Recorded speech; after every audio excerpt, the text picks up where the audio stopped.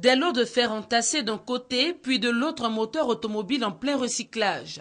Vous ne vous trompez pas, nous sommes bien dans une ferraille, celle du camp commando de Koumassi Marcory. Ici, l'on y trouve du tout. Du matériel d'électricité, des pièces de véhicules, du matériau de construction et bien d'autres fers morts. Ce sont des hommes pour la plupart illettrés appelés ferrailleurs qui redonnent vie à tous ces objets provenant des décharges publiques.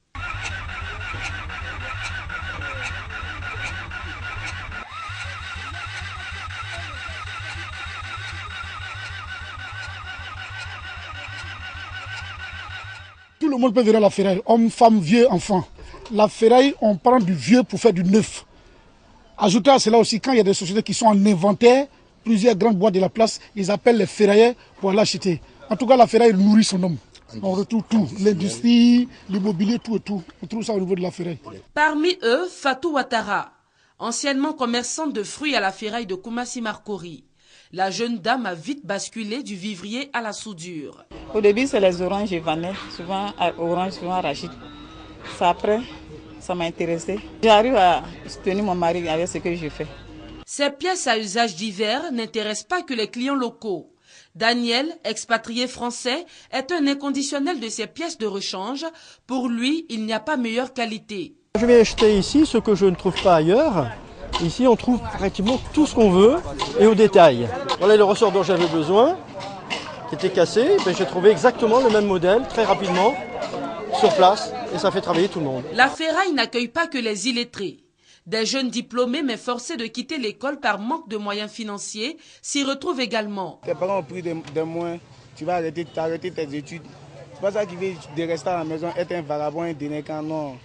Tu peux venir à la ferraille de temps en temps. Tu peux suivre même, tu peux faire un an à la ferraille ici. Et puis l'année prochaine, tu peux continuer tes études. Cependant, comme dans tout secteur d'activité, il y a des brebis galeuses.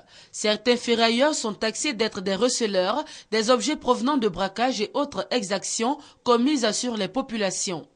À tort et à raison, on a été accusé de receleurs, raison pour laquelle les différentes associations vivent le jour. Tout le monde à la ferraille n'est pas receleur.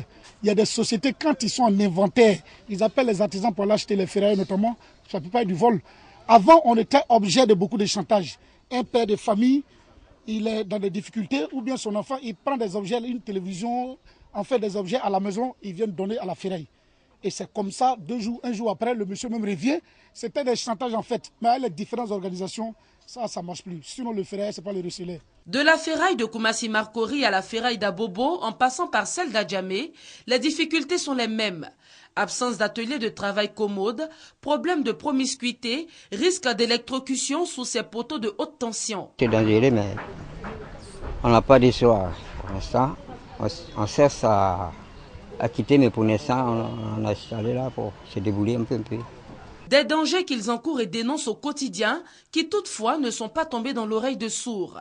Un site de 5 hectares situé à Koumassi à Kromiambla leur a été octroyé par le maire de Koumassi. Site qui malencontreusement profite à des artisans autres que les ferrailleurs. Le constat amer qui est là, vous voyez avec nous que le site, chaque fois qu'on arrive ici, le site est pratiquement morcelé.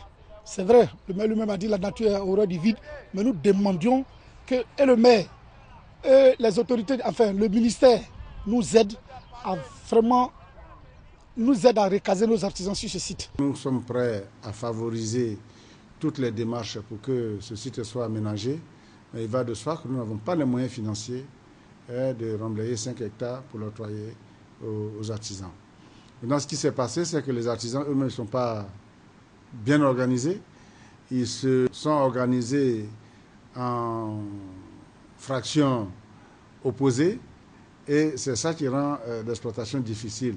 Sortir le secteur de la ferraille de l'informel, un vœu cher à l'ensemble de ces artisans ferrailleurs, plus que jamais décidés à batailler pour l'amélioration de leurs conditions de vie et de travail.